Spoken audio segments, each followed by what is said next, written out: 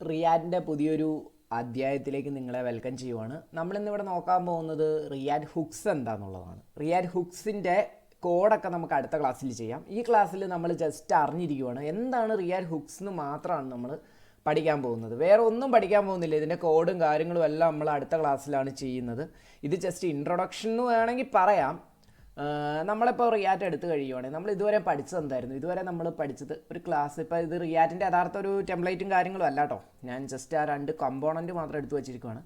ഒരു ക്ലാസ്സൊക്കെ ക്രിയേറ്റ് ചെയ്ത് കഴിഞ്ഞിട്ട് ആണ് നമ്മൾ ഇതുവരെ പഠിച്ചത്. ക്ലാസ് ക്രിയേറ്റ് ചെയ്താട്ടോ ഇതുവരെ പഠിച്ചത്. ഇതിനു മുമ്പ് നമ്മൾ ഫങ്ഷണൽ കമ്പോണൻറ്റ് നോക്കിയായിരുന്നു. പക്ഷേ അത് വെറും ഡമ്മി കമ്പോണൻസ് ആയിരുന്നു. അതായത് പണ്ട് റിയാറ്റിൽ എന്തെങ്കിലുമൊക്കെ കാര്യങ്ങൾ ചെയ്യണമെങ്കിൽ നമുക്ക് ക്ലാസ് കമ്പോണൻസ് വേണ്ടി വന്നിരുന്നു. അതായത് ഈ സ്റ്റേറ്റ്ലെസ് കമ്പോണൻസ് ആയിരുന്നു നമ്മുടെ ഫങ്ഷണൽ കമ്പോണൻസ്. അത് വെച്ചിട്ട് നമുക്ക് യു എയിൽ ചേഞ്ചസുകൾ വരുത്താൻ പറ്റത്തില്ല.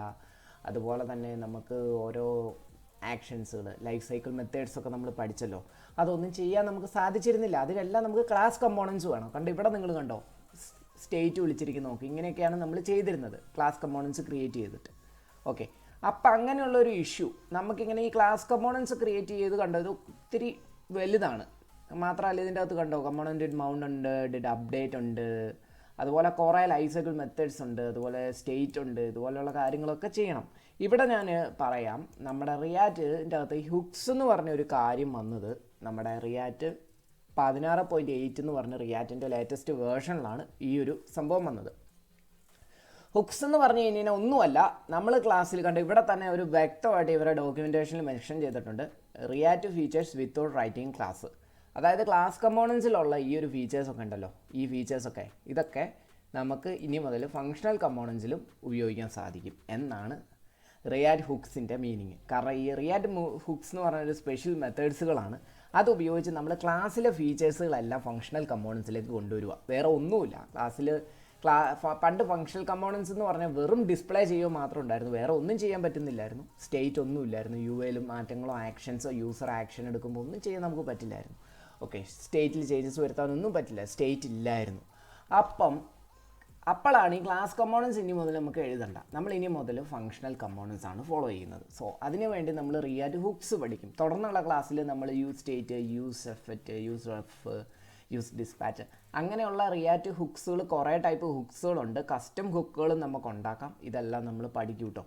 ഇതെല്ലാം നമ്മൾ അടുത്ത ക്ലാസ്സിലാണ് പഠിക്കുന്നത്. ഇവിടെ കണ്ടോ ഇതിൻ്റെ ഒരു കാര്യങ്ങളൊക്കെ എഴുതിയിട്ടുണ്ട്.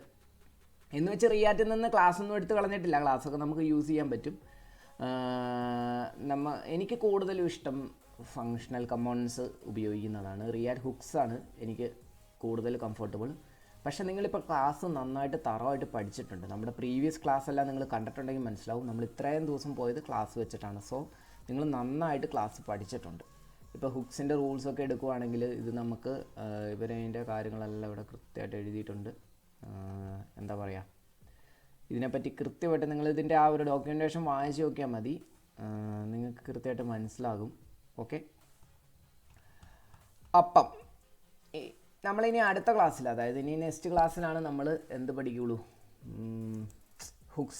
ഹുക്സ് ഓരോന്നും നമ്മൾ പഠിക്കുകയുള്ളൂ. അതായത് നമുക്ക് യൂസ് സ്റ്റേറ്റിൽ നിന്ന് തന്നെ തുടങ്ങാം. ഇവിടെ കണ്ടോ, ഇവിടെ നമ്മൾ ഇങ്ങനെയാണ് സ്റ്റേറ്റ് ക്രിയേറ്റ് ചെയ്തത്. ഈ സംഭവത്തെ നമുക്ക് ഫങ്ഷണൽ കമ്പോണൻസിൻ്റെ അകത്ത് നമുക്ക്, അതായത് ഒരു ഫങ്ഷൻ എഴുതി ചെയ്യുന്നതാണ്. നമുക്കിവിടെ ഫങ്ഷൻ ആപ്പ്, ഒരു ഉദാഹരണം പറഞ്ഞിട്ട് ഇതുപോലെ ഒരു സിമ്പിൾ ജാവാസ്ക്രിപ്റ്റ് ഫങ്ഷണൽ കമ്പോണൻസിൻ്റെ ഉള്ളിൽ നമുക്ക് എങ്ങനെ സ്റ്റേറ്റ് ഇംപ്ലിമെൻറ്റ് ചെയ്യാം എന്നാണ് നമ്മൾ അടുത്ത ക്ലാസ്സിൽ പഠിക്കുന്നത്. സ്റ്റേറ്റ്, ഓക്കെ, റിയാറ്റ് യൂസ് സ്റ്റേറ്റ് എന്ന് പറഞ്ഞ ഹുക്ക്, അതായത് ക്ലാസ്സിലുള്ള ഈ ഒരു ഫീച്ചറിനെ, സ്റ്റേറ്റ് എന്ന് പറഞ്ഞ ഒരു ഫീച്ചറിനെ എങ്ങോട്ട് കൊണ്ടുവരുന്നു, നമ്മൾ ഫങ്ഷണൽ കമ്പോണൻസിൽ യൂസ് ചെയ്യാൻ പോകുന്നു. യൂസ് സ്റ്റേറ്റ് എന്ന് പറഞ്ഞ ഹുക്കിലൂടെ. അതാണ് നമ്മൾ പഠിക്കാൻ പോകുന്നത്. അത് പഠിക്കുമ്പോൾ അതിൻ്റെ റൂൾസും കാര്യങ്ങളെല്ലാം പഠിക്കുന്ന സമയത്ത് പറഞ്ഞുതരാം, ഇപ്പോൾ പറയേണ്ട കാര്യമില്ല. ഓക്കെ, അപ്പം താങ്ക് യു ഫോർ വാച്ചിങ്.